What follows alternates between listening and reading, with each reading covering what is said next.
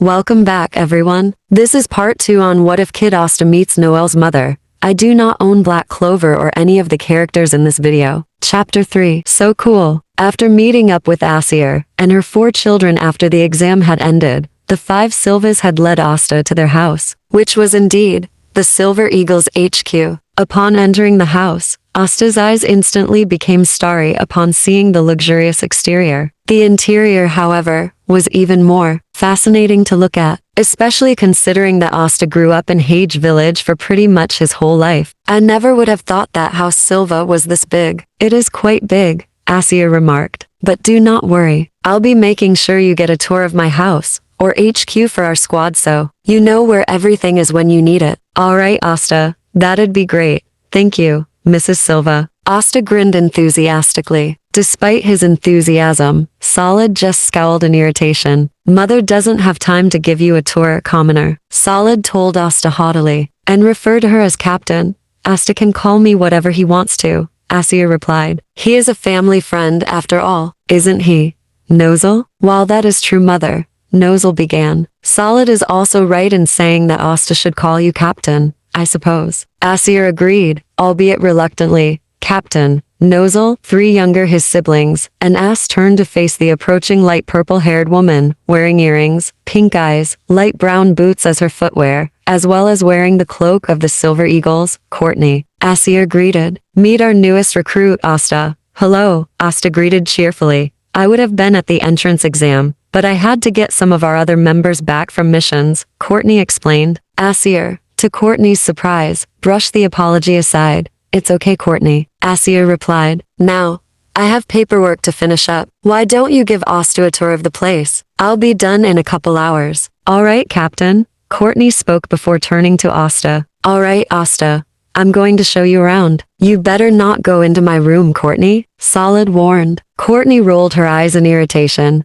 Yes, Solid, I know, she retorted. No need to remind me every time we get a new member. After Noelle, Nibra, Solid, and Noelle left the area, Courtney led Asta through the massive mansion-sized house. Asta was excited the whole time as Courtney showed him each room that held the most importance to his experience as a Silver Eagle. I knew this place would be big, but this big, Asta breathed. Simply amazing. Yes, it is, Courtney remarked. When Captain Asir recruited me, 11 years ago, she gave me a tour of the Silver Eagle's HQ. But ever since then, I've been doing the tours for the newbies. I don't mind, of course. A couple hours pass and the two have made it full circle, in front of Captain Asir's office. This is the last stop, Courtney told Asta. The captain should be finishing up in a bit. Does the captain need to talk to me? Asta wondered, from what she told me before she went to her office. Yes, Courtney replied as she turned on her heel to walk away. Oh, and before I forget, my name is Courtney Relakis. My younger brothers are Finral and Langris, Asta repeated. One is on the Black Bulls, and the other is the vice captain of the Golden Dawn. Correct, Courtney confirmed. Now I have to go and get the other members that are on missions back here safely. As soon as Courtney left, Asir's office door opened. Asta, Asir, greeted the ash blonde-haired boy. Captain Asir. Asta greeted back. I see you just finished the tour with Courtney, Asir remarked. Yeah, Asta nodded. She said you needed to talk to me about something. Oh, yes, please come in. Asir gestured for Asta to head into her office, which he just noticed was quite big and decorative. Asir took a seat at the desk, with Asta sitting on the other side of her desk. Captain, how come? Asta began. Why did I want to talk to you privately? Asir finished Asta's question. Said boy nodded. It's about your grimoire and sword. Asir began to explain. You see, there are more than one sword than just the Demon Slayer sword. There is? Asta questioned. Yes, Asir nodded. You see, the Silvas have a connection to your grimoire, Asta. Not just that, but the one who used it. Your grimoire is actually the grimoire of the leader of the elf tribe, Licht. Unfortunately, since it was a 4-leaf clover grimoire, and Licht fell into deep despair, his 4-leaf turned into a 5-leaf, which is associated with devils. Asta gasped. So that's why the grimoire has anti-magic then, because a devil lives within it. That is right, Asir confirmed. The devil inside Licht's former grimoire is the anti-magic devil. Hence why you can use anti-magic. But wait, Asta spoke up. If it's a clover grimoire, then shouldn't it have disappeared after Lick died? That normally would be the case, Asir agreed. However, 5-leaf clover grimoires break that rule and have their own rules. Should the user of a 5-leaf clover grimoire die, the grimoire will not disappear. Instead, they will go into dormancy until a respectable owner is found. They are also known as grimoires of despair. Asta's mouth was agape in shock at just how much his captain knew of the history. He eventually regained his composure after a few minutes. You know a lot of Clover's history, Asta remarked. I do, Asir spoke before frowning. It's just a shame that Houses Silva and Vermilion accept the real facts on what happened 500 years ago. What do you mean? Asta questioned. I mean that the royal house of Kira has lied to the people of Clover about its history, Asir answered. And Houses Silva and Vermilion can do nothing to change it. But you know the truth. Asta shot back. Surely you could do something. Let's talk about the swords. Asir changed the topic. For starters, like I said, there is more than one sword. And since my family has connections to the elf tribe, more so than the Vermilions, she paused then added, in which case, I will teach you something that will help you in your fighting style. Considering you're on a higher ranked squad, these lessons are important. The Golden Dawn, Silver Eagles, and Crimson Lions are usually the ones to take the more dangerous missions compared to the ones like Purple Orcus or the Black Bulls. But they do occasionally get paired up with us. Oh, what are you going to teach me? Asta asked excitedly, stars in his eyes. Asir laughed at his enthusiasm. How to read ki, Asir replied. Ki, Asta repeated. Yes, it is an energy that Yami Sukahiro learned from his home country, the land of the sun. It is also an energy martial artists use to read and predict the movements of their opponents. Yami can do it.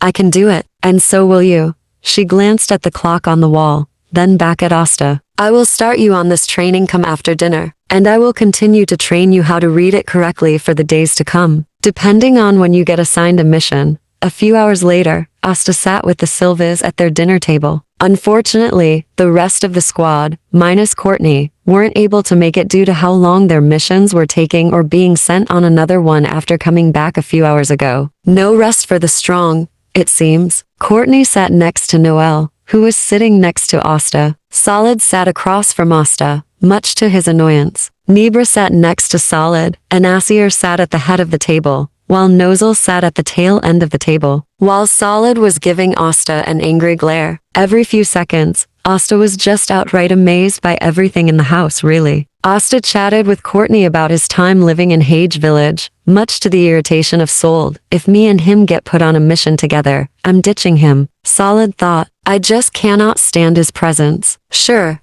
Nibra tolerates it, as should I. But, ugh, ever since Mother saved this runt as a baby and brought him to Hage 15 years ago, things have become different. I'm not sure if it's because of Mother or the brat, but either way, I don't like him at all. Something wrong, Solid? Asir asked her. Second son, snapping him out of his thoughts. The blue-eyed Silva turned to face his mother and shook his head. Nothing is wrong, he replied, but it had an irritated tone. Noelle raised an eyebrow and was about to speak, but Asir spoke first. Solid, Asir spoke sternly. Asta is a commoner, but he is a hard-working one. He became a magic knight due to this. True.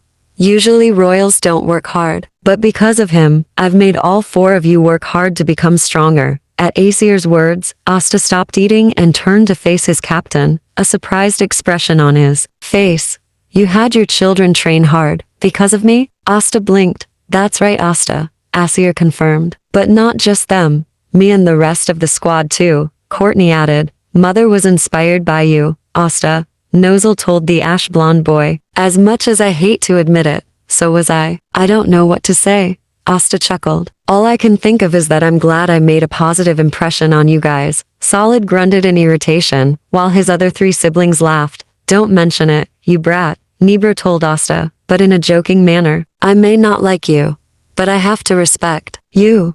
The rest of dinner went pretty smoothly. After that, Asir led Asta and Courtney outside to what appeared to be a training area. Asta, of course, got instantly excited. Oh, so this is where you guys do your magic training? Asta grinned. My children, yes, Asir replied. But for you, it's going to be different. For you to learn how to read ki, I shall create steel objects with my magic and Courtney will use her spatial magic to launch them at you. You will have to do one of two things. 1. Block or reflect the steel objects with your sword. Or 2.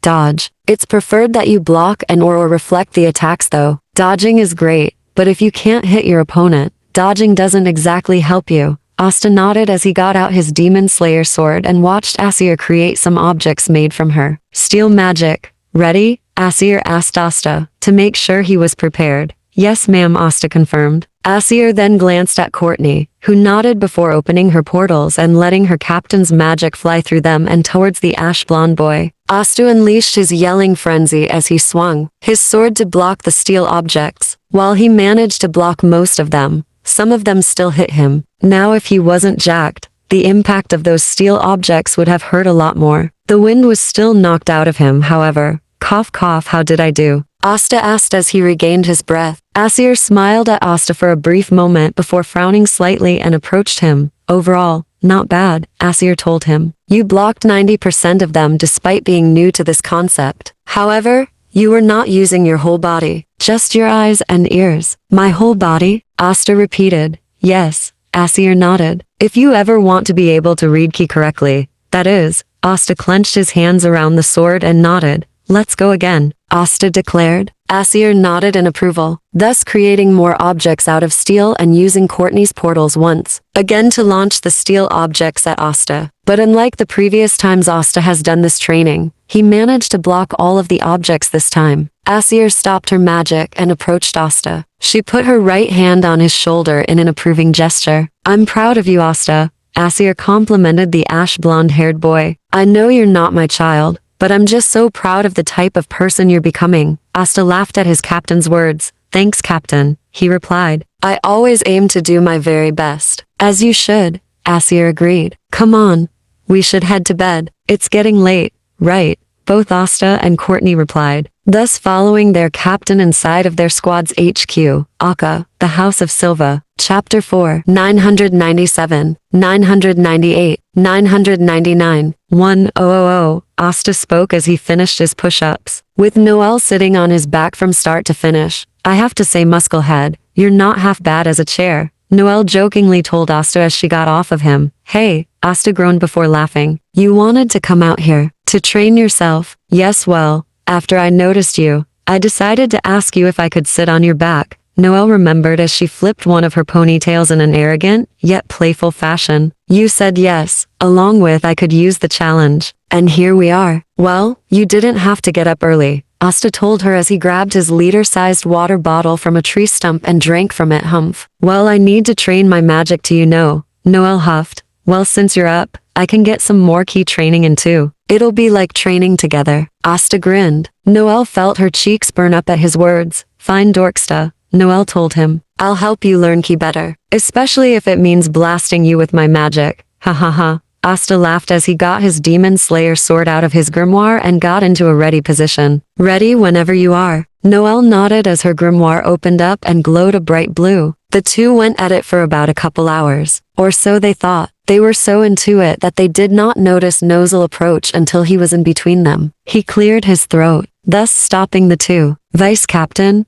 brother, Asta and Noelle spoke. Noelle's lips formed a tiny smile at Asta's addressment of him, but it quickly vanished and became serious again. Sorry to interrupt training, but Mother has received a mission from HQ, Noelle told the two. A mission? Cool, Asta grinned. What's the mission, Noelle? Noelle asked, putting her grimoire away. As with Asta and his sword and grimoire, a dungeon mission, Noelle replied as he turned on his heel to head back inside. I and Mother can tell you more details on it inside. Great, Asta grinned as he followed Noelle behind him. I'm sending Asta, Noelle, and Solid on this mission, Asir revealed. Asta was stoked that he was allowed to go on his first mission so early. Noelle was surprised to say the least. As for Solid, he was downright furious. You can't be serious, Solid shot back. I understand sending me and Noelle, but that brat, really? Solid? Asir spoke sternly. This is a dungeon mission. Dungeons can and will be dangerous. However, compared to the other dungeons you've been on, this one contains treasures that could be of value to us. For example, it contains an anti-magic sword. The Demon Dweller Sword. It's something Asta needs in his repertoire. So cool. That means I can do dual wielding once I have it. And like Asta, Noelle is also going for the experience, Asir added. So please Solid, be the example and help them on this mission. I would take your place, brother, but mother gave me a mission that needs me, Nibra told Solid. Solid groaned in defeat and crossed his arms. Alright, fine. But as soon as I get the chance, I'm ditching you, filthy commoner. Solid thought. Courtney will open a portal for you three, Noelle told them as Courtney approached. Creating a portal for them. This'll bring you right outside the entrance to the dungeon, Courtney explained. It's a good thing I've been to it before for a scouting mission a while back. Otherwise I wouldn't be able to get you three to the literal entrance of the dungeon. Yeah, whatever taxi. Solid rolled his eyes in irritation as he went through Courtney's portal. Seriously? Courtney thought with a sweat drop. Just as Asta and Noelle were about to go through the portal, Asir, stop them before you go through Courtney's portal that'll lead you to the dungeon. There's some important information I need to tell you, Asir began. What is it, Mother? Noelle asked, turning to face her mother. Asta soon did the same. Captains William and Yami also got assigned this mission, Asir spoke. Meaning no doubt that Yuno will be on the mission. As for the Black Bulls, I see Luck Volsha and 2 others going. Not sure on who. She smiled, then added, either way, be prepared to come across them. Right, Asta saluted. Noelle nodded and saluted too. We'll be back soon, Noelle replied as she and Asta went through Courtney's portal, which soon vanished thereafter. Like Courtney had said, her portal allowed the 3 silver eagles to appear at the entrance to the dungeon. This is cool. Asta grinned as he walked inside, both Noelle and Solid behind him. So much mana in here, Noelle whispered in awe as they walked down the corridor, soon reaching what appeared to be the main room of sorts, which had different paths extending off of it. Humph, Solid grunted. Let's just get this over with. But there are so many paths to choose from, Asta pointed out. How will we know which one is the right one? Asta's got a point, Solid, Noelle agreed. We can't just take any path and hope it's the right one. I don't care which path you two take, Solid snapped, more so irritated that he had to be on this mission with that commoner. Being on a mission with his siblings was one, but this, to Solid, it felt like his mother was punishing him for simply not going to Hage Village after that one time he and Nibra went with her to Hage Village. He was so infuriated that he didn't hear Asta or Noelle warn him where he was about to step. When he realized where he placed his right foot, a pillar of fire emerged. Gah! Solid cried out, activating his water magic instinctively and dispelled the flame trap magic. Nice going, Solid, Noelle remarked as she flipped one of her pigtails in an arrogant yet playful fashion. Solid glared at his sister. Shut up, he grumbled. Hey, do you hear that? Asta questioned as he pointed in the direction of one of the pathways. Both younger Silva siblings turned to the pathway Asta was pointing at.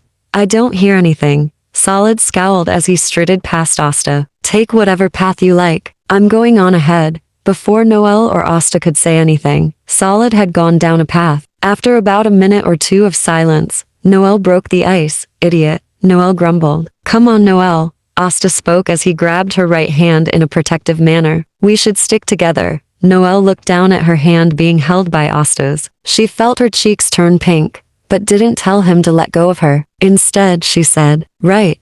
She nodded. Let's pick the path that has the most mana surrounding it. Or in my case, most ki. Asta laughed. Yeah. Noelle nodded as they headed down the center path. Unknown to them, an Annie bird had begun to follow them. But that would be the least of their problems. 2 yellow slit eyes glowed from the shadows of the main chamber and watched the silver eagles go down one of the paths. After a minute or so, whatever it was flew off in a different direction. I hope we get to fight some strong people in here. A blonde-haired male giggled as he and his 2 squad mates traversed through the dungeon. I seriously hope we don't, a brown-haired male remarked. Humph. Let's just keep busting through this trap magic. A black and silver-haired male retorted as he busted down another trap magic spell. Right. The blonde-haired male grinned, destroying all the trap magic with his lightning magic. Do you two even know where you're going? The brown-haired male groaned. Nope. The blonde male laughed, running ahead with his lightning magic active. Luck. Get back here, you bastard. The black and silver-haired male shouted.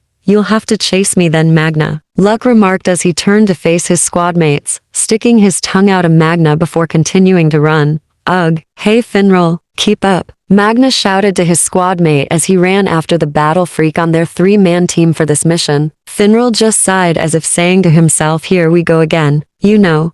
Come on now. A light blue-haired male with magenta eyes and wearing the Golden Dawn uniform. We have to get to the treasure hall to ensure nothing has been stolen. Oh, you worry too much, Klaus. A vermilion-haired female with yellow eyes and wearing the Golden Dawn uniform laughed at her. Superior's antics. Klaus adjusted his glasses and scoffed. And you're too carefree, Mimosa, Klaus told her. He turned to Yuno, who had nothing. Did you hear me? I heard you, Yuno replied nonchalantly. But I think we're about to have bigger problems besides running into our rival squads in regards to this mission.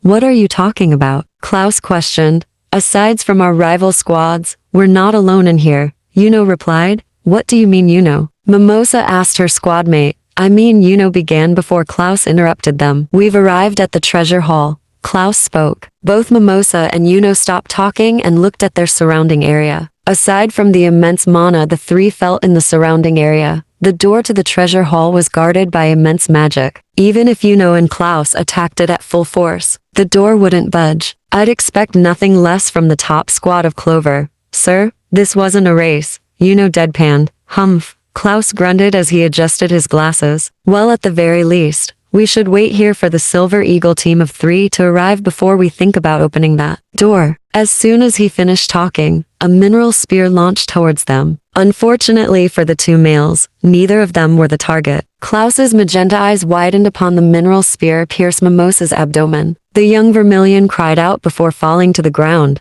Mimosa, Klaus, cried out, running to her side. Mimosa, Mimosa, oh stop your fussing, a female voice spoke, stepping forward to reveal her light blue eyes and pink hair and wearing clothing not native to Clover, but of another kingdom entirely. She's not dead, just injured. Who are you? Yuno demanded. The pinkette turned to face Yuno. A light smile appeared on her lips as a second figure approached to stand next to her. He had a slight muscular build with light bluish hair and pink eyes, along with wearing similar clothing to the woman. I am the Diamond Kingdom's Fana, Fana replied. And this, here is Mars, my boyfriend. Fana, Mars groaned. Klaus and Yuno's sweat dropped at the two's antics. Fana turned to Mars and laughed. Oh come on now, she teased. You know it's true. Fana grinned. Her grin quickly faded as she turned to face the two Golden Dawn members. As much as I'd love to chat, we have to get into that treasure hall to save our kingdom. You see, due to Morris's antics, our kingdom is in turmoil. Despite this, Morris has been arrested for his crimes before he could get too far. Apparently he did anyway, Klaus remarked, unimpressed. Look, as much as I'd love to let you through, we were given a mission to protect the treasure hall. If you want to get in, you'll have to defeat us in battle. So that's how it'll be, huh? Fana questioned, somewhat disappointed by Klaus's answer before glancing at Mars. I suppose we have no choice, Mars. It would seem that way. Mars agreed as he created multiple mineral clones of himself, each holding a mineral sword or spear. Klaus and Yuno went into a defensive stance. We have to defend Mimosa and the treasure hall entrance until the other squad teams of 3 show up, Klaus ordered. Yuno. Right. Yuno nodded, preparing his wind magic. Water magic. Holy water bullet. A bullet made from water zoomed towards Fana at blinding speed. Fana. Mars called out to her. Fana turned to the side and the water bullet grazed near her left eye, just next to the eye socket. Blood trickled down her face from the wound. Ha, that's what you get. Diamond Kingdom scum. Solid grinned arrogantly as he strutted towards them. Where's the rest of your team? Klaus questioned. Solid gave Klaus and Yuno a glare. Then he saw the out-cold Mimosa and laughed, honestly. And you call yourself a Vermilion? Solid sneered before returning his attention to Klaus and Yuno. As for your question, Lunettes, I could care less where my sister and that filthy commoner of a teammate are. Seriously? Yuno's sweat dropped as he created a shield out of wind to protect Mimosa from the Tui's attacks. While he did that, Klaus and the occasional Solid unleashed their attack magic on the 2 Diamond Kingdom mages. Despite Klaus and Solid's best efforts to pin their 2 opponents down, nothing seemed to work. Damn it, Solid growled. Impossible, Klaus thought. Me and Solid used our best attack spells too. How are these 2 still standing? On top of that, Fana used flame recovery magic, Phoenix robe, to heal the wound Solid inflicted upon her with his holy water bullet. begone pests, Mars declared as he thrusted several mineral spears at the two, in addition to swinging a mineral-created sword to fight against Klaus and his steel lance. Klaus blocked it,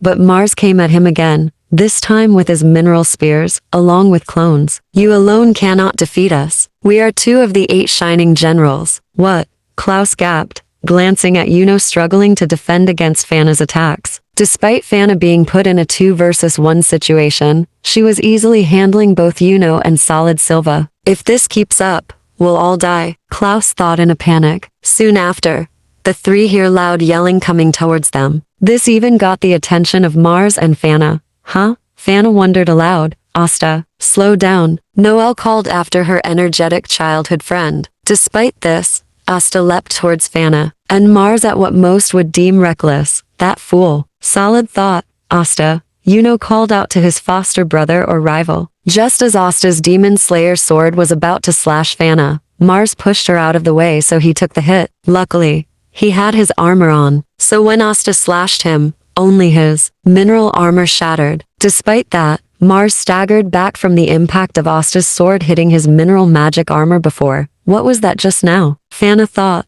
What the heck was that? Klaus gasped, as if saying Fana's thoughts out loud. Asta's anti-magic sword, Noelle explained. The Demon Slayer sword, to be accurate. Yes, that filth of a power. Solid scowled deeply. Solid, Noelle groaned. Not now. Anti-magic? Klaus repeated as he looked over at Asta. But a power like that is beneath him. That's what I said. Solid agreed. Both Yuno and Noelle glared at their respective superiors. Do not underestimate Asta. Both Noelle and Yuno snapped in unison. Humph. Solid crossed his arms in irritation. At this point, Magna, Luck, and Finral finally arrived. Of course, Magna and Finral were trying to stop Luck from going batshit crazy. Of course, no avail. You too. Luck spoke bloodthirstily at Fana and Mars. Let's fight. Not now, Luck. Magna grabbed his shoulders, but got shocked due to how much mana Luck was exerting out of his body. AGH. Damn it, you psychopath. Luck flew past Asta, Noelle, Solid, Klaus, and Yuno and towards Fana and Mars at blinding speed. Fight me. Luck grinned, a crazy expression on his face as he shot his lightning magic at the 2 of them. Fana and Mars both went into defense mode to block Luck's attacks. While that was going on, Klaus glanced at the others that were still standing amongst the Magic Knights. Well, what are we waiting for? He shouted over the loudness of the fight going on in the background. We have to open up the treasure hall. Mimosa soon opened her eyes after fluttering them several times. What happened? She wondered aloud softly. Klaus and Yuno helped Mimosa stand up after gently taking the mineral spear out of her. She looked down at her now closed wound and laughed. I suppose my healing magic automatically activated after I was injured. We can worry about that later, Klaus told her. For now, we need to find a way into the treasure hall. Leave that to me. Asta grinned as he pulled out the Demon Slayer sword from his 5-leaf clover grimoire. Klaus just scowled while Solid laughed. You think you can cut a door down that has at least 10 layers of magical protection? Solid snickered. Sorry, but I highly doubt that. For once we agree, Klaus replied. Just watch me. Asta retorted, not at all fazed by the teased doubt in him. He strided past them and approached the door. Just as he raised his sword to make an X-formated slash on the door to form an entrance, he felt the pressure in the area begin to rise. Guys? Finral created a spatial portal to save Fana and Mars from Luck's wrath. We don't have time for this, Luck. Finral groaned. Luck complained before sparks flew off his head. More mages are coming. Soon. Every other Clover Kingdom mage in the dungeon, in addition to Mars and Fana, felt the rising pressure. Finral, Magna, Noelle, and Mimosa began to shiver, while Luck, Klaus, Yuno, and Asta tensed. Solid just crossed his arms. This feeling, Mimosa began softly. I can assure you Clover mages, that pressure doesn't belong to us, Fana told them. If it did, it'd be other Diamond Kingdom mages coming to get us. Mars added, not like they would right away since we just got here, and our magic power is equivalent to your magic knight captains. That may be, Solid remarked, but in case you haven't noticed, there's 9 of us to your 2. Mars and Fana glanced at each other, then at Solid. Numbers mean nothing, Fana replied somewhat coldly. If you can't back up your power with said numbers, humph, Solid scowled enough. Klaus snapped. We don't have time for this senseless fighting. Something's coming, Asta added, going into a defensive stance. Get ready. The other 8, including Mars and Fana, got into their own defensive stances. Klaus and Solid were reluctant, but followed the others anyway. Before anyone could say anything, Asta leapt forward and slashed a massive magic attack in two. He noticed it before we could. Fana, Mars, Klaus, and Solid thought in shock. Yuno and Noelle smiled at Asta's work. Humph. Should have known Clover mages would be here. A man's voice spoke as several cloaked people appeared out of magic pixels. What magic was that just now? Finral thought. Never mind that. It was strong. And that anti-magic boy cut it in half? Who are you people? Asta demanded. The black cloaked people didn't answer Asta's question. Instead, white cloaked people with a symbol of 3 eyes on their cloak's chest emblem. There was at least 10 total. 3 black cloaked people and 7 white cloaked people. That is of no concern to you. One of the black cloaked people remarked coldly. We are only here to get what we need. Then we'll be on our way. I don't know who you people are, but you will not get anything from the treasure hall in this dungeon. Klaus retorted. You know, Mimosa. You ready? Yes, sir. Yuno replied nonchalantly. Luck licked his lips, and bloodthirsty expression on his face. I'm so ready. Luck grinned. Battle freak. Magna groaned. But sure, I'm ready. Noelle turned to Solid, then Asta. Are you two ready for this? She asked. Of course. Solid and Asta replied. Resisting is futile. One of the white-cloaked people prepared their grimoire to unleash their magic. You pathetic magic knights will die here. Don't count on it. Asta shot back, unleashing a battle cry as he charged towards their 10 opponents at full force. End of chapter 4. Do you remember what I said in the last video? I will try 3 chapters today. It seems I cannot. It also seems like I can do only 2 chapters for each part. Either way, link down to the comments if you want to read the rest of the story. I hope you all enjoy. Goodbye.